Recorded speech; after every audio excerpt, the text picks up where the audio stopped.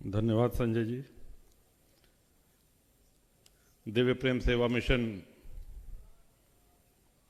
के आज के कार्यक्रम, आदरणीय आशीष भैया ने हमसे कहा था कि आपको आना है। सनातन धर्म की वैश्विक दृष्टि, सनातन धर्म की समस्याएं और उनका समाधान, ये हमको फोन से बताया गया था कि आपको इस पे बोलना है। बड़ा ही गंभीर विषय। और आज चूंकि हम लोग 2 घंटे जाम में भी फंसे रहे, इस महाकुंभ मेले का शुभारंभ हो रहा है और सामान आ रहा है, उतर रहा है। आस्था के इस महासमुद्र में हम लोग गोते लगाते हुए, इस पुल से जाइए, उस पुल से जाइए, ये पुल बंद है, वो खुला है, ये करते करते तो विलंब से आने के लिए आपसे क्षमा प्रार्थी हैं। और मंचासीन परम श्रद्धेय स्वामी गौरांग दास प्रभु जी, आदरणीय श्री संजय चतुर्वेदी जी, और अभी अभी आपको संबोधित करते हुए हमारे अग्रज आदरणीय श्री एनपी सिंह जी, बड़े विस्तार से आपने सनातन धर्म, दर्शन और भारतीयता, इस पे अपने विचार रखे। देखिए, इसमें कोई संशय नहीं है, विश्व में किसी भी धर्म, किसी भी देश, किसी भी विचारधारा का मानने वाला हो कि सनातन से पहले कुछ नहीं था। अन्य जो भी संप्रदाय, पंथ, मजहब, रिलीजन, ये सब बने आए, वो सनातन के बाद आए। और हम लोग सौभाग्यशाली हैं कि सनातन धर्म ही एकमात्र ऐसा धर्म है जहां साक्षात प्रभु ने, ईश्वर ने स्वयं भक्तों के हित अवतार लिया, अपनी लीलाओं के माध्यम से हमारा मार्गदर्शन किया। भ्रिकुटी विलास सृष्टि लय हुई। जितनी देर में हम लोग पलक झपकते हैं उतने में सृष्टियों का लय और प्रलय हो जाता है। तो ऐसा नहीं था कि कुंभकर्ण को मारने या रावण को मारने प्रभु राम को आना पड़ता, लेकिन रामत्व की स्थापना के लिए साक्षात ब्रह्म ने प्रभु राम के रूप में अवतार लिया, आए। आने वाली सहस्त्राब्दियों तक उनका नाम, उनके यश कीर्ति का गान करते हुए हम लोग इस भवसागर से तर सकें, भक्तों का कल्याण हो, साधुओं का कल्याण हो, इस भाव से भगवान श्री कृष्ण, भगवान श्री राम अवतार लिए। आगे हम लोग जानते हैं। कुंभ के विषय में सभी को पता है कि देवासुर संग्राम के बाद देवताओं असुरों में अमृत के कुंभ को लेकर के जो छीना झपटी हुई, उसके 4 बूंद गिरे। लेकिन इसके बाद भी कुंभ की एक बहुत बड़ी प्रासंगिकता है। कुंभ जब लगता है तो पूरे देश के धर्माचार्य, बल्कि ये कहें कि सनातन के ध्वजावाहक आते हैं। अब राजतंत्र नहीं है, लेकिन पहले सारे राज रियासत जितने थे, उनके राजा, सामंत, वो सब आते थे, अपने अपने राज्यों की समस्याएं कहते थे, उस पे आचार्यों का, गुरुदेवों का, विद्वानों का मार्गदर्शन प्राप्त करते थे। त्रिवेणी स्नान तो करते ही थे, और यहां के मिले हुए मार्गदर्शन को अपने अपने राज्यों में खुशहाली के लिए, वहां की प्रजा के कल्याण के लिए वो जाकर के लागू करते थे। तो इस तरह से वो अमृत जो कुंभ में, ये असली अमृत ये था जो इस कुंभ के माध्यम से हर जगह, पूरे देश में, पूरे विश्व में पहुंचता था। आज हम सभी लोग जानते हैं स्वामी विवेकानंद जी का जन्मदिन है, लेकिन साथ ही साथ आज माता जीजाबाई का भी जन्मदिन है। ये भी बहुत बड़े सौभाग्य की बात है, आज बहुत ही शुभ दिन है। और जीजाबाई न सिर्फ छत्रपति शिवाजी महाराज की मां थी, बल्कि शिवाजी राजा का निर्माण करने वाली महिला माता जीजाबाई। और भारत में हम सभी लोग जानते हैं, बहुत लोग लड़े अपने साम्राज्य बचाने के लिए, अपना साम्राज्य स्थापित करने के लिए, लेकिन हमारे छत्रपति शिवाजी राजा एकमात्र ऐसे महाराज थे जिन्होंने हिंदू स्वराज्य की स्थापना के लिए उस समय शून्य से लेकर के और एक ब्रह्मांड तक की रचना करी और हिंदवी स्वराज की स्थापना करी। आदरणीय एनपी सिंह जी को बहुत ध्यान से हम सुन रहे थे और हम प्रयास करेंगे कि आपकी द्वारा कही गई किसी बात को दोहराया न जाए। आपकी हर बात से हम सहमत हैं और हम ही नहीं, यहाँ पे जितने लोग हैं, आपने जिस विस्तार से, जिस गूढ़ता से दर्शन दिखाया, उससे हम सभी लोग सहमत हैं। लेकिन आज सनातन के सामने समस्या ये नहीं है। सनातन के सामने आज समस्या ये है, जो बहुत प्रैक्टिकल रूप में हम कह रहे हैं, कि अगर आस्थावान मूर्ति विसर्जन करने जाता है तो उन भक्तों के ऊपर पथराव होता है, उनको मारा पीटा जाता है। अगर हनुमान जी का जन्मोत्सव है, वहां जा रहे हैं तो पथराव हो रहा है। और ये एक दो घटनाएं नहीं है, ये एक नियम बन चुका है। और सिर्फ पथराव ही नहीं होता है, इतनी आतंकवादी घटनाएं, हमने किसी का कुछ नहीं बिगाड़ा। जिसने भी शरण मांगी, भारत में उसको शरण मिली। और हमारी ये शर्त नहीं थी कि तुम धर्मांतरण कर लो, हिंदू हो जाओ, तब हम तुमको शरण देंगे। चाहे वो इस्लाम धर्म के मानने वाले हों, चाहे यहूदी हों, चाहे वो पारसी हों, चाहे तिब्बती बौद्ध हों, जो भी आया उसको भारत में इतना विशाल हृदय हमारा है। न सिर्फ शरण मिली, बल्कि अपने धार्मिक रीति रिवाज पूरी तरीके से वो उसका पालन कर सके, ये भी सुनिश्चित किया गया। और मैं समझता हूं कि हर एक, किसी भी भारतीय को इसमें कोई आपत्ति नहीं थी। लेकिन समस्या तब शुरू होती है जब आप ये कहें कि जो मेरा ईश्वर है उसी को तुमको मानना होगा, अगर उसको नहीं मानोगे तो मौत के घाट उतार दिए जाओगे, हमले होंगे, आतंकवादी विस्फोट होंगे, वो चाहे काशी में हो, चाहे प्रयाग में हो, चाहे अक्षरधाम मंदिर में हो, चाहे भारत की संसद में हो। ये आज हमारे सामने सबसे बड़ी चुनौती है। और मैं ये मानता हूं कि आज हमको इस्लाम से बहुत कुछ सीखने की भी आवश्यकता है। ईमानदारी से हम सोचें कि उनका अपने धर्म के प्रति जो समर्पण है, क्या हमारे अंदर है? हम तो मंदिर जाते हैं, हम संतों के पास जाते हैं तो पूरा मांग पत्र लेके जाते हैं। अपनी भाषा में कहते हैं कि साहब बिटिया का बिया हो जाए, लड़का की नौकरी लग जाए, बड़ी कृपा।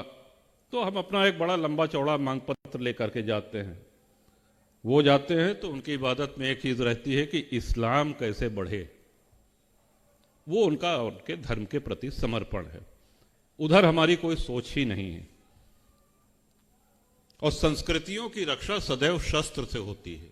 शास्त्र कभी भी संस्कृतियों की रक्षा नहीं कर सकते, कभी भी नहीं। और अगर शास्त्र संस्कृतियों की रक्षा, राष्ट्र की रक्षा कर सकते तो तक्षशिला महाविद्यालय, नालंदा विश्वविद्यालय ये ध्वस्त नहीं होते। एक लुटेरा आया, उसने नालंदा को पूरा जला करके ध्वस्त कर दिया। जितने वहां पे आचार्य थे सबको मौत के घाट उतार दिया गया। कितनी अनमोल पुस्तकें हम और आप सभी सुनते हैं कि 6 महीने तक पुस्तकें जलती रही, और यही हाल तक्षशिला का भी हुआ। हमारे प्रभु ने जब जब अवतार लिया, भगवान राम को 14 वर्ष का वनवास हुआ, राजपाट छोड़ के जाना पड़ा उनको। तो ऐसा तो नहीं था कि उन्होंने 14 वर्ष के लिए कहन अच्छा क्या ले जाओगे, कहन एक डबल बेड, एक सोफा और तकिया, जरा वहां बैठने के लिए आराम होगा। सारा भोग, सारा ऐश्वर्य, सब कुछ छोड़ करके साथ क्या ले गए? धनुष बाण। और काम भी वही आया, जिस हेतु अवतार लिया था उसकी पूर्ति वहीं से हुई। हम अगर मां की उपासना करते हैं, शक्ति स्वरूपा दुर्गा मां, वो देखिए शस्त्र सज्जित रहती है। हनुमान जी महाराज ने कभी गदा नहीं छोड़ा, गदा से बहुतों को सुधार दिया उन्होंने। भगवान शिव के हाथ से कभी त्रिशूल नहीं छूटा। हम ये तो समझें कि ये हमारे साक्षात ब्रह्म आकर के हमको कहना क्या चाह रहे हैं। ये शास्त्र ये विवेक देता है कि आप शस्त्र का उपयोग कब और कहां करें, किस पे करें, लेकिन शास्त्र कभी ये नहीं कहते कि आप शस्त्र छोड़ दीजिए, शस्त्र त्याग दीजिए। आज अगर भारत एक राष्ट्र के रूप में सुरक्षित है तो हमारे सशस्त्र बल और सेना के कारण है, जो अपने प्राणों की आहुति दे करके और हमारे देश को सुरक्षित रखे हैं। ये इसलिए नहीं है कि हमारी सबसे प्राचीन परंपरा है, सबसे प्राचीन धर्म है और हम बड़े शांति प्रेमी हैं, हम बड़े ज्ञानी हैं, हम शास्त्रों का बड़ा सम्यक अध्ययन हमने किया है, इसलिए हमारा देश सुरक्षित है। और अगर आज विश्व के उसमें देखें तो सबसे प्रत्यक्ष उदाहरण आपको इजराइल का मिलता है। इजराइल अगर आज अपना अस्तित्व बचाए हुए है, और अस्तित्व ही नहीं बचाए हुए है, अब उसके ऊपर जो हमले हो रहे हैं, जो आक्रांता हो रहे हैं, सबको मुंह तोड़ जवाब भी दे रहा है, तो वो अपने शस्त्र बल के कारण दे रहा है। हमारे सनातन धर्म में नागा अखाड़ों की स्थापना शस्त्रों के ही आधार पर हुई थी। जब औरंगजेब ने काशी विश्वनाथ मंदिर तोड़वाने के लिए पहली बार हमला किया तो हमारे नागा संतों ने ही मुगल सेना को मुंहतोड़ जवाब दिया और उनको खदेड़ दिया उल्टा। ये अलग बात है कि 5 वर्ष बाद उससे कहीं बहुत बड़ी सेना लेकर के औरंगजेब आया और वो काशी विश्वेश्वर के उस धाम को तोड़ने में सफल रहा। एक धर्म के रूप में, एक संस्कृति के रूप में, हर विद्वान यहां पे सभागार में जितने भी हैं वो आप मानेंगे कि जितनी ज्यादा लूट, हत्या और बलात्कार धर्म के आधार पर हिंदुओं के साथ हुई है, वो विश्व की और किसी सभ्यता, किसी संस्कृति में नहीं हुई है। गिनती नहीं है, अनुमान नहीं लगाया जा सकता। और वो इसलिए भी कि एक और जहां हमने अपने शस्त्र छोड़े, वहीं कूटनीति के तहत हम जातियों में बांट दिए गए। आज यदि कोई संत महात्मा ये कहता है कि जात पात हमारे लिए इसका भेद मिटाना बहुत आवश्यक है, तो कुछ आचार्य उसकी भी आलोचना करने लगते हैं। हां ठीक है, जातियां हैं, जाति की भूमिका सजातीय विवाह तक सीमित रहे, या चलिए यहां तक भी कर लिया जाए कि ठीक है हम अमुक जाति के हैं, हमको प्रसन्नता है, हमको गर्व है, लेकिन दूसरी कोई जात हमसे छोटी है उसको कैसे नीचा दिखाएं। यहीं से हम अपने आप चाहे अनचाहे अपने धर्म को कमजोर करना शुरू कर देते हैं। मोहम्मद बिन कासिम पहला आक्रांता था जिसने भारत पे हमला किया, और युद्ध के बाद जब दोनों सेनाएं विश्राम करने लगी तो राजा दाहिर के पक्ष में जो सेना थी उसमें अलग अलग जगह चूल्हे जल रहे थे। तो उसने पूछा कि ये अलग अलग चूल्हे क्यों जल रहे हैं? अब खाना बन रहा है। हाँ खाना बन रहा है, तो एक स्थान पे क्यों नहीं? कहे साहब ये उस बिरादरी का है, ये उस बिरादरी का चूल्हा जला है, ये फला बिरादरी का है, इसका हाथ लगाया वो नहीं खाते हैं, वो छू लेंगे तो वो नहीं खाएंगे। तो बड़ी जोर से हंसा। उसने कहा मैंने भारत फतेह कर लिया, हिंदुस्तान फतेह कर लिया। और हम हैं कि आज तक इस ऐतिहासिक भूल को देखते हुए भी अनदेखा कर रहे हैं, समझते हुए भी नासमझ बन बैठे हैं। हां ये सनातन एक नई करवट ले रहा है। अब आप लोगों में उत्साह देखने को मिलता है, नौजवानों में उत्साह देखने को मिलता है, बेटे बेटियों में उत्साह देखने को मिलता है। अब लोग खुल के बोल रहे हैं, बड़ा ही सकारात्मक है ये, लेकिन अभी भी बहुत कुछ करना है। नाम बिना लिए हम कहेंगे कि ये हैदराबाद का एक नेता है, उसने कहा कि 15 मिनट में पुलिस हटा दो तो 15 मिनट में पता चल जाएगा। हम सभी लोगों ने ये बयान सुना हो। ऐसा नहीं लगता कि काफी हद तक हम सामने चाहे जो कहें, लेकिन अगर हम बैठ के गंभीरता से सोचें तो ऐसा नहीं लगता है कि काफी हद तक उसकी बात सही है। अगर ऐसा हो जाए तो लगभग आधा हिंदू एक झटके में साफ हो जाएगा। है क्या हमारे पास? हम लड़ेंगे किस चीज से? हमने इकट्ठा क्या किया है? ये विचार करने की बातें हैं। ना हम वंश वृद्धि कर रहे हैं, ना हम शस्त्र संचय कर रहे हैं।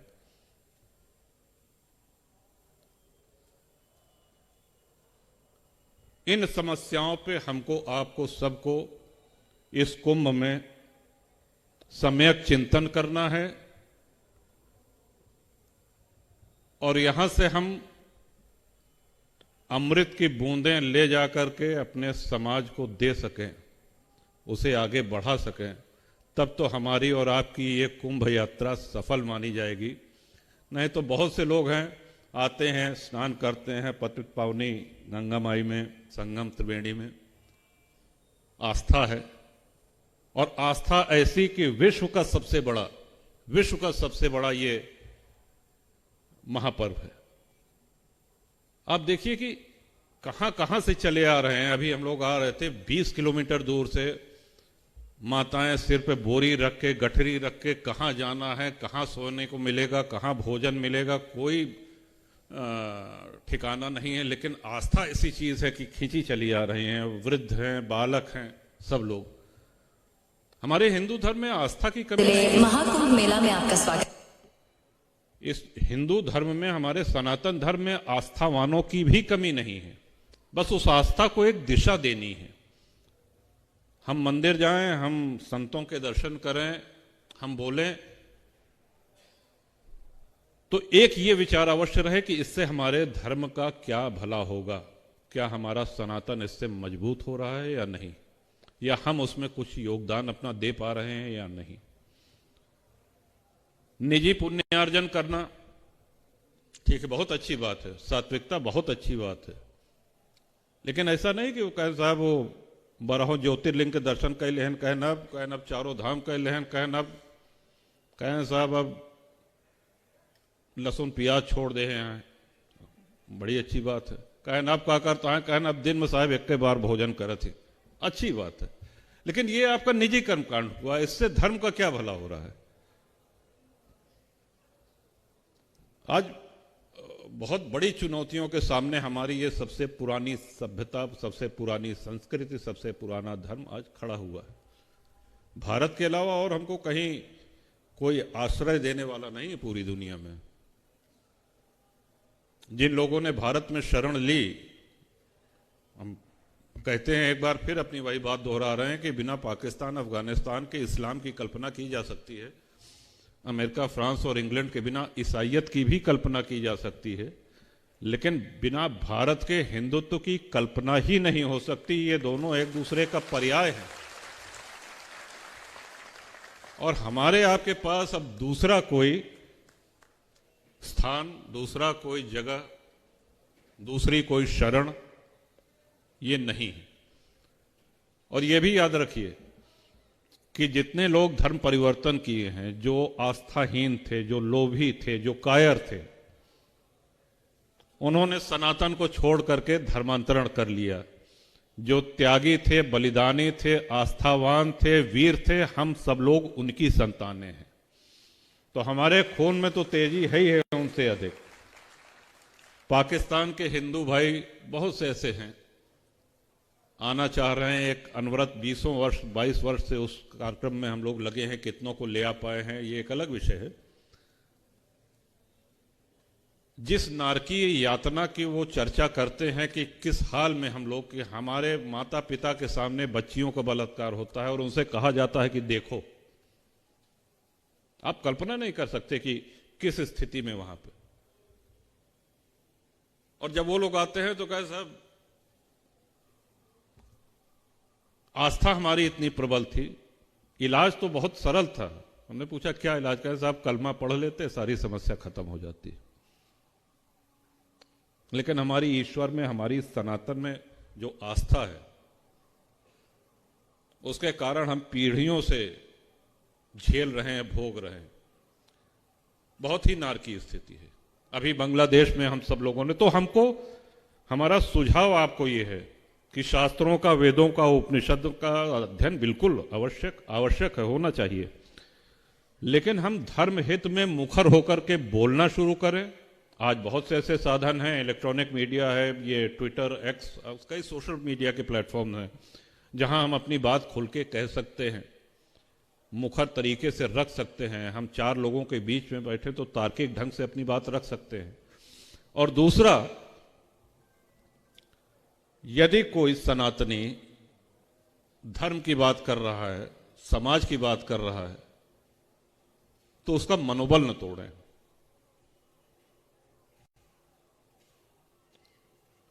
कोई भी उद्योगपति, कोई पत्रकार, कोई व्यापारी, कोई राजनेता, कोई अधिवक्ता, कोई किसान, अगर वो हिंदुत्व के लिए मुखर होता है, थोड़ा सा बोलता भी है ना, तो चार हिंदू उसके पीछे पहले लग जाते हैं। ये कब के हिंदू हो गए हो, ये कब के बड़का हिंदू हो गए, अब इनके असलियत हमसे न कहुआ हुआ। मतलब अपने ही लोग जब प्रहार करने लगते हैं तो वो व्यक्ति टूट सा जाता है। तो आज हम लोग इस सभागार से दो निश्चय तो अपने मन में करके जाएं ही कि हमको और मुखरता से अपनी बात रखनी है, अपने धर्म, अपनी संस्कृति, अपने राष्ट्र की बात रखनी है। और दूसरा, अगर कोई वो बात रख रहा है तो हम उसका पूरा पुरजोर समर्थन करें, उसका उत्साहवर्धन करें। और ये आवश्यक है कि आने वाले दिनों में हमारा धर्म, हमारा राष्ट्र आज से कहीं बहुत अधिक मजबूत स्थिति में होगा। सिकुड़ते सिकुड़ते देखिए, आदि शंकराचार्य ने जो पीठों की स्थापना की भारत के चार कोनों पे, तब भारत का बंटवारा नहीं हुआ था। लेकिन उनको ये भान था कि भविष्य का भारत इतना ही बचेगा।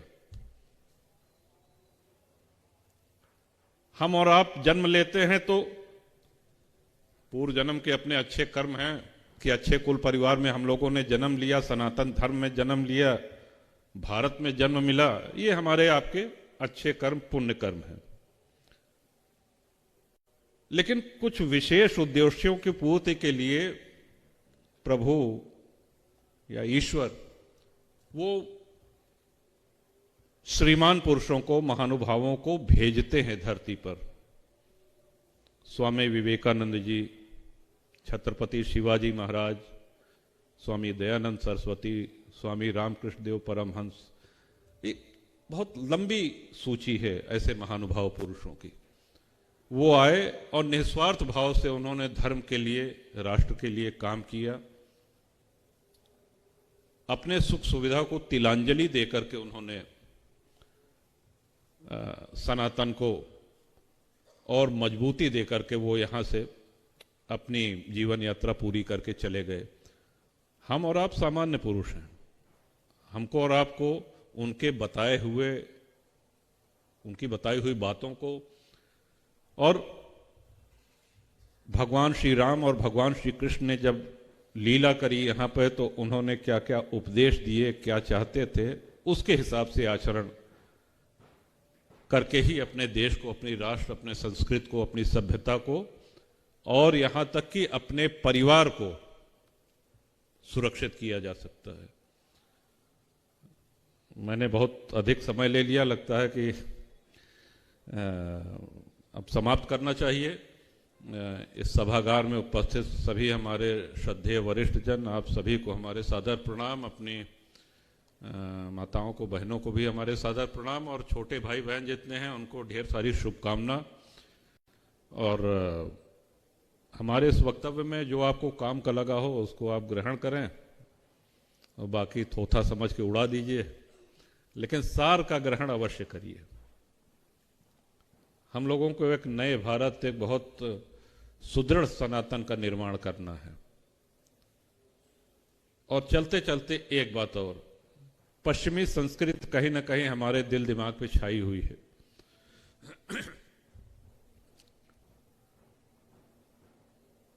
भौगोलिक गुलामी अंग्रेज चले गए, समाप्त हो गई। अब समय आ गया है कि हम उस वैचारिक गुलामी से भी अपने आप को छुड़ा लें। वैचारिक गुलामी से हमारा तात्पर्य है कि मम्मी पापा नहीं, जितने यहाँ पे वरिष्ठ जन हैं, हमको नहीं लगता कि आप अपने माता पिता को इन शब्दों से संबोधित करते होंगे, लेकिन आपने ये तो किया कि आपने अपने बच्चों से यही कहा कहने के लिए। इस तरह की कई चीजें हैं जो अंग्रेज हमारे दिमाग में बैठा गए। हाँ, ये बात सही है कि देखें, धोती कुर्ता हो या कुर्ता पैजामा हो, ये बहुत महंगा पड़ता है। धुलाई, कलफ, माड़ी, पैंट शर्ट अपेक्षाकृत सस्ती पड़ती है पहनने में, पहने, लेकिन महापर्वों के दिन, त्योहार के दिन अपना स्वदेशी वस्त्र, अपना धार्मिक वस्त्र ये अवश्य पहने। आज कई लोगों से बात होती है, हम कहे कि धोती पहन ले, कहें हम तो जनबे नहीं खरीद कैसे पहरी जात, सिखाओ में पहले तो ढेर जने को सिखाई थी कि कैसे पहरी जात। तो ये स्थिति ना हो। इन्हीं शब्दों के साथ आपने धैर्यपूर्वक हमको सुना, अपना आशीर्वाद दिया। अभी तो 2 दिन बाद से आरंभ होना है ये महाकुंभ। आदरणीय आशीष भैया को और पूरा दिव्य प्रेम सेवा मिशन जो कि हमारा परिवार है, ढेर सारी शुभकामनाएं, और आने वाले दिनों में ऐसी अमृत वर्षा होती रहे और हम लोग लाभान्वित होते रहें, इसी मंगल कामना के साथ बहुत बहुत धन्यवाद। जय सिया राम।